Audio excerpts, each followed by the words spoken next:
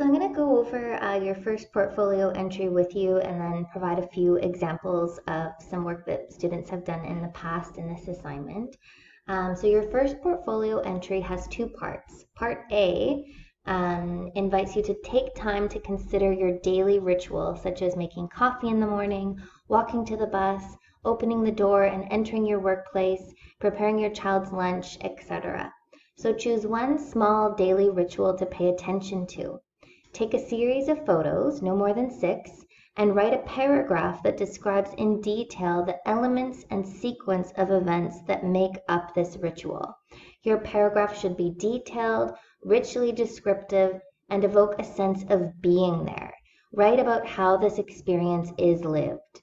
So arrange your photos and paragraph into an online composition. You might choose the program you wish for your design if you've consulted with me.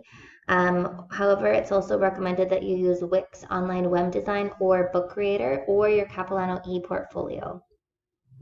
And then also you can see the course assignment descriptions for details on expectations for arts-based assignments. So part B of your first portfolio entry is using the same platform as part A, that is Wix or Book Creator or the ePortfolio. Consider the following questions and create a follow-up piece to part A. So consider, how does attending to your dailiness and the ordinary moments or daily rituals of your life begin to influence your daily living and teaching? What does the noticing do?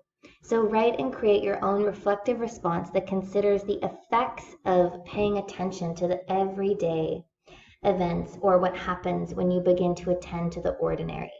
So you'll be posting a link to your portfolio entry run in the forum on week 2 on eLearn. So in your work this week, consider, what does paying attention do?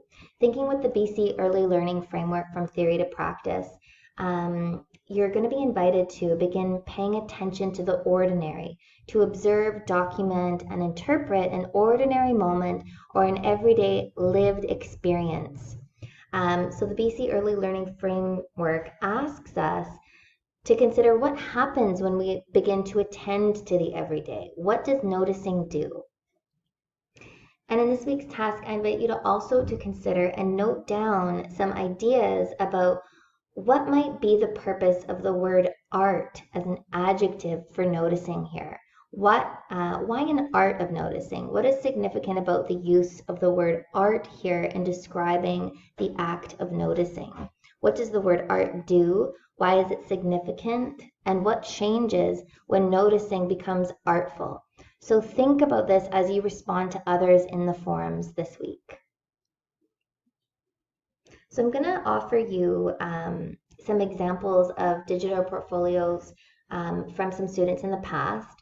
So the purpose of this assignment is to trace the emergence of your thinking as a teacher and researcher within a phenomenological orientation to living inquiry, considering how these theoretical and methodological dispositions might be imagined within the BC Early Learning Framework and enacted. So in this example, you can see this person is documenting a lived experience of moving into the garden. She's documenting each movement and putting on her shoes. And then this is a separate entry, thinking about her shoes. It's the mundane, the everyday, and paying attention to it with an artfulness that makes it interesting. So the composition of photos and text work together in meaningful ways. So through a series of these weekly arts-based provocations that are your portfolio entries, you will be composing a collection of pieces within a website or Book Creator or your ePortfolio. You will have the creative space to experiment with your entries in these platforms, but be sure to use a simple template. It doesn't need to be fancy. On Wix, for example, I find their portfolio or blog templates to be fitting for this assignment. You don't need to do anything super fancy. Keep it very simple.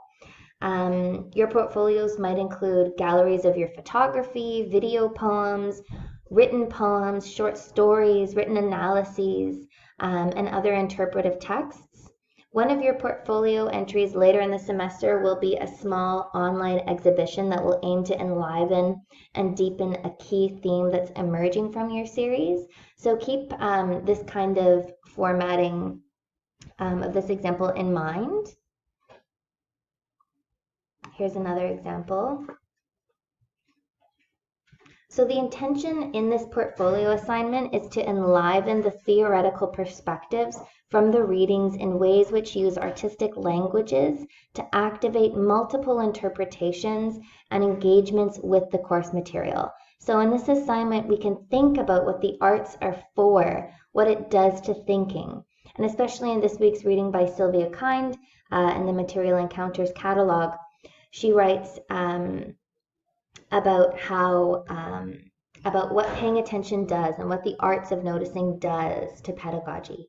And Sylvia will speak more in week 4 about what paying attention does through a particular method. So for example, photography. How does photography change how it is that you encounter something? So thinking about photography as research, as method, not as an addition to an idea that's already made, but thinking about how photography processes create ideas and meanings in the process of seeing through a lens.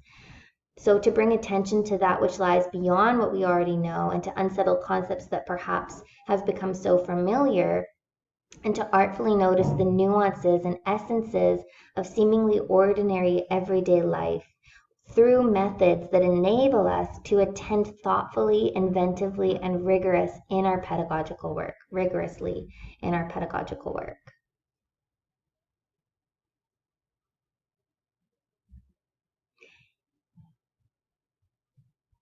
So thinking with this quote by Hannah Arendt, she writes, "To think with an enlarged mentality means that one trains one's imagination to go visiting."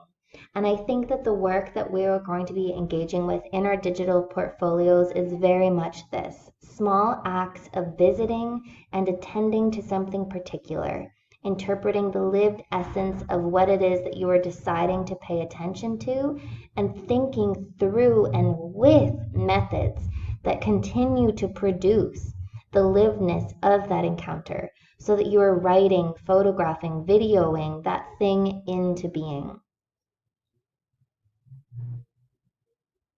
So one last note before I end here on responding to others' portfolio entries. Some things to keep in mind this week as you're engaging in dialogue on the forums are to move beyond surface acknowledgments.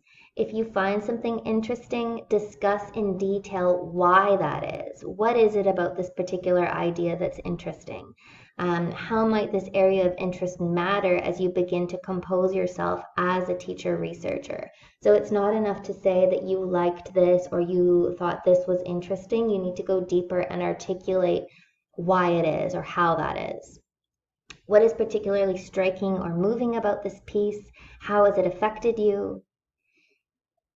Consider how this entry provokes you to think. What questions or curiosities do you gather from engaging with this piece? What questions do you have? What's provocative? What else might be at play here that the author might further attend to?